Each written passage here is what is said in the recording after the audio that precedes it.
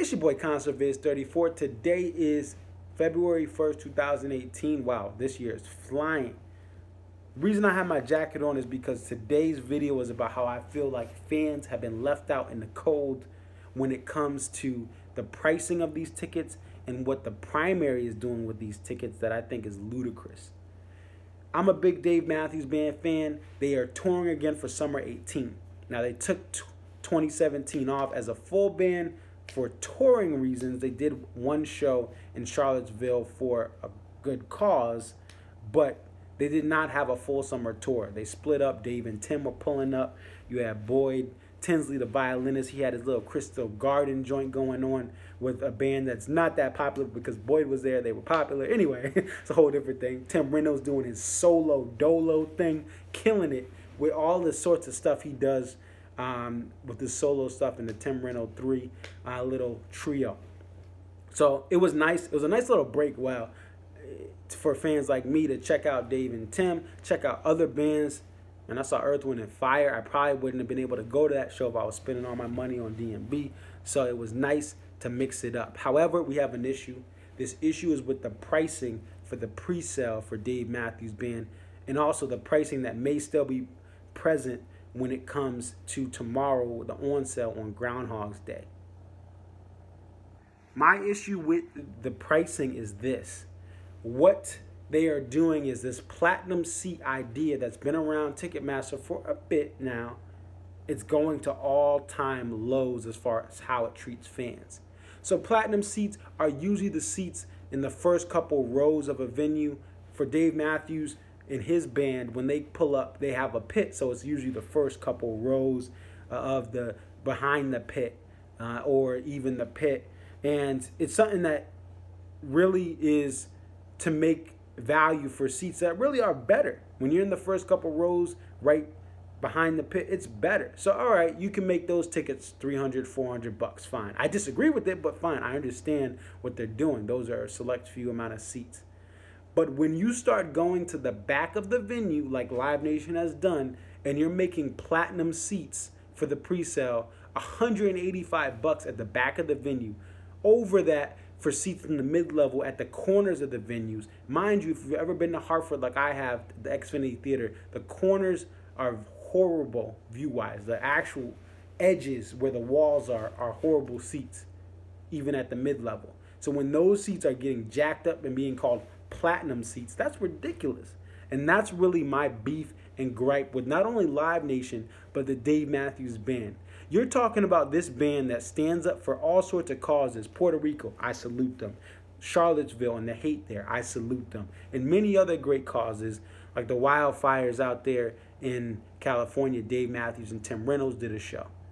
They can stand up for all these causes, but all of a sudden, Ticketmaster is screwing over fans by pricing them out for the worst seats in the pavilion, and they're quiet. Something needs to change. Management, whoever it is, I don't know if it's the band directly, but management is getting greedy. We've seen this with other videos that you've seen of me talking about the DMB 25 vinyl, which was almost $200 after you paid for everything. Ridiculous. Something needs to change, and we as fans need to take a stand. We need to do what we need to do, whether it's like me. I'm not paying for these tickets. These tickets can go sit by themselves, and I hope no one buys them. Although, since lunchtime, my boy gave me a screenshot of the map. I'm looking at the map now. Some of these tickets are gone. But hopefully, this does result in the band actually understanding that this is ridiculous. The catch-22 is, if we don't show up, let's just say for Hartford, Connecticut, we don't show up as much, the lawn is smaller, they're still making more money because the tickets are higher, or in the pavilion there's some empty seats here and there. If that happens, then guess what the band's going to say and what they've done in recent years? They've cut shows. So Hartford, I would say that was 2014 was the last time we had 2 nights. And the prices were great. The secondary market was great. All these tickets were at face value. The lawn wasn't as big, so lawn tickets were cheaper on the secondary, and you can buy them through the primary the day of for night 2. And guess what the band said? Well, you know, we're not getting enough sales. You know what? We can't fill up this venue anymore, so you know what? We're cutting shows. So they cut 2 nights in Mansfield, back in 2013. They cut 2 nights in Hartford back in 2014. So that was the last year. It was 2014. And then 2015, it was just 1.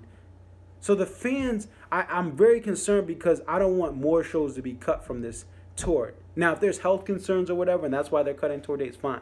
But it seems like they're basing this why they didn't go to Kansas City this year, or or Kansas in general. So that's Missouri, but they didn't go to any Missouri stops this year. They didn't go to any Kansas stops this year because low sales.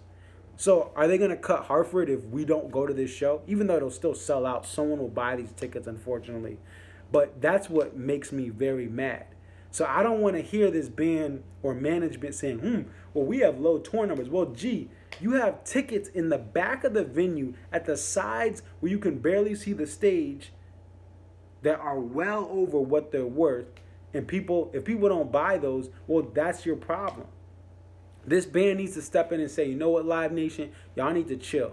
We're going to have 115 for lowers, 85 for uppers, which again, it's a price increase, but that's fine. If that's what the prices are going to be, that's what they're going to be. But when you have Live Nation trying to play broker, which that's all they're doing, they're trying to play ticket broker. Oh, we want the cash now. We want to make the profits now.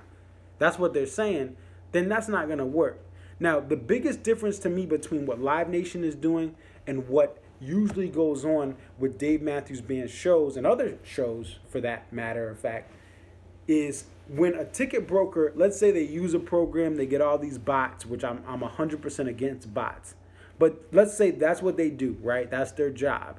A bunch of different agencies do that. They flip them on all sorts of secondaries. If these tickets don't sell closer to the event, the prices go down. That's what happens when I go to Fenway Park every year to see Yankees Red Sox. I go to Yankees Red Sox every year, and I don't pay over face value for seats behind the dugout. I paid for seats right down the line. I paid for seats behind home plate. And I haven't paid over face except maybe one time in the last 5 years. And I go to Fenway every year for Yanks Sox. That's because the market adjusts itself. The brokers have to get rid of their tickets, and it's really based on true supply and demand. But what Live Nation is saying is, well, we're going to price these tickets at $185 because we think that's what it's worth for supply and demand reasons. And sure, someone with a lot more money than I have will buy those tickets. But that's ludicrous because then you're pricing out fans like me that we're not broke. We budget our money. My vacations are music. And I am going on vacation for another reason this year. But I shortened that vacation so I can go to more concerts. My life is planned around live sports and sporting events and family. So family comes first, God family comes first, and then I plan my stuff for sports and live shows. So for someone like me who already understands the prices are more, and I'm gonna have to, I look at this and it's $185. That's not what it's worth. I can tell you that's not what it's worth. So I'm very frustrated. And the kicker is this. Elton John, my boy Elton John, I secured a ticket for his show, and I'm excited to see him. Now, he's doing a farewell tour. You're telling me that a Dave Matthews Band ticket, when they got the tour everywhere, and they're not really going away anytime soon, that ticket right here I'm looking at the back of the amphitheater is worth, it's more money before fees than I paid for my Elton John lower level ticket to the side, one of the side stage seats. But still, it's his final tour ever. He's going to do it for 3 years, but it's his final tour. There's no reason why I should be paying less money for an Elton John farewell tour. Now, don't raise the prices, Elton, because Elton wilding out too. Some of those lower level tickets are crazy. But there's no reason why a Dave Matthews Band ticket, when they tour nearly every year, they took last year off, there's no reason that an upper level seat or a corner seat should be more expensive than a lower level seat that I got at price level 2 for Elton John. There's no reason for it. So this band, they're active, whatever. I'm calling y'all out. Stefan, man, you always on Twitter about political stuff. You need to get on this for the fans. This is political for the fans, all right? Because this is not fair to us. People, we plan our, we get hotels, we get reservations, we rent cars just to see these bands live. And we understand the price is going to be a certain amount. But then when Ticketmaster pulls up and tries to play broker, It's not fair. Let the real brokers do it, and let's see how many of those tickets sell at the prices you're trying to charge them, instead of trying to, slowly weed off. If you get half of these outrageously priced tickets sold, it's a little extra revenue. So definitely like, comment, subscribe. I know I'm a little bit passionate. I'm going to take my jacket off now, but man, I felt like I've been left in the cold by not only one of my favorite bands, the Dave Matthews Band, but by Live Nation and Ticketmaster. The only way we can change this is by not showing up. But it's also the only way that, it may be the way that we lose some shows. But we have to take a stand as a fan base. We need to do whatever. I know it's slacktivism. That's what I call it, slacktivism, when you get on social media and tweet and do all this stuff. We need to make comments. We need to subscribe to their stuff and tell them how we feel. We need to make chants at these shows. We need to do something, because there's one thing to raise prices by a little bit, but it's another thing to have platinum seats at the back of the venue and at the back wall of the mid-level. That's pretty much it. I am out.